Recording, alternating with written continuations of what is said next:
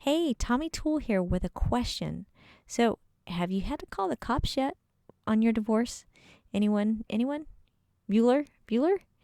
Um, yeah, don't feel so special if that's happened because you're really going to feel special on the day that the CPS gets called. So, just wait for that and not to be a buzzkill, but if it happens, hey, it's no big deal. It does happen. It happens to all of us at least once. All right.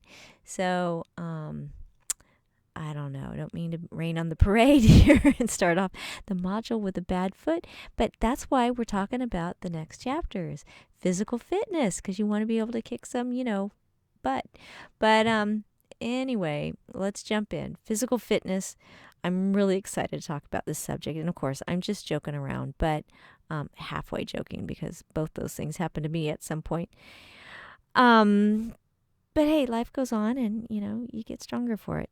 So physical fitness was probably the number one thing I did that pulled me through my divorce the most. And the benefits are so huge and the results are super tangible. So getting into a routine, though, may not happen right at first, and that's okay. You're going to need a minute to catch your breath after what's happened. And I get that. But my advice to you is don't wait too long, though, because it was by far the best physical and mental medicine I know. And if I can just share that with you and pass that on, if nothing else, in this whole entire class and training lessons, just physical fitness alone for a lifetime is huge. And I know you know the benefits, but it's hard to get started, and I'm going to arm you it armed me in so many ways, and it gave me my confidence back that divorce had stripped away. So that's what I want to arm you with, that confidence back and the healthy part of all of the physical fitness part that you're in for. So in this module, I'm going to give you strategies for how to make getting in shape a habit and how to be consistent. Because let's face it, we all know working out is good for you, but it's hard to incorporate into your everyday life, especially with children.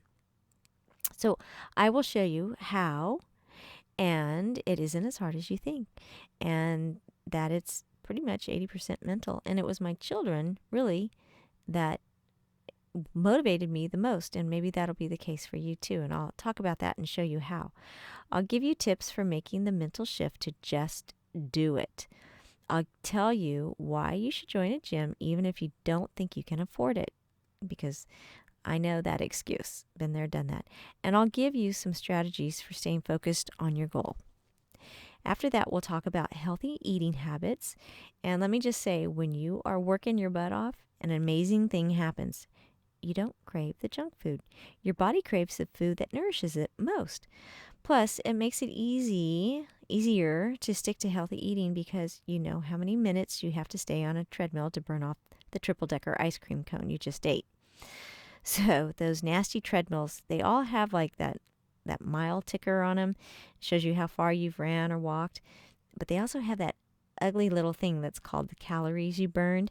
So man, oh man, when I first discovered how far I had to run to burn off 360 calories, which is, maybe a really good candy bar, it made eating that bedtime snack less appealing.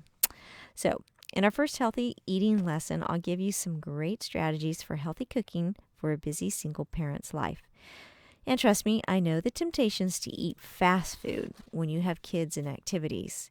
It's 7 o'clock, nobody's eaten yet, and the last thing you want to do is go home, cook, and then have to clean up a big meal. But I'll help you stay prepared so you don't crave and swing by that guy in the box you know as Jack's Place. Then we'll talk about sleep and getting enough of it and how to manage those nights of insomnia. I have some interesting stuff to cover in that lesson, and it's so amazing how important sleep is, and right now, I know just how tough it is to get a good night's rest. So I hope to help you with that in that lesson. In the last lesson, we'll look at how to reward yourself for every hurdle you overcome. We'll talk about ways to incentivize yourself with positive behavior, sort of like when you were in kindergarten. What's that book, Everything I Ever Needed to Know I Learned in Kindergarten or something? Well, not exactly like that, but even as adults, who doesn't like a good incentive to keep you motivated? The bottom line message in this entire module, and what I want to preach to you the most, is something my mother always used to say to me, and she still says it to me. If you don't take care of yourself, who will? Your kids need you to stay strong and be healthy for them, so they need you to laugh again and play with them. This is the module that focuses on your physical well-being so you can tackle this thing called life. Okay, I'm getting commando on you now, so let's put on your mud faces and camouflage hats. We're going in. Let's stick together and keep forging heartbreak rich. All right, see you in the next video.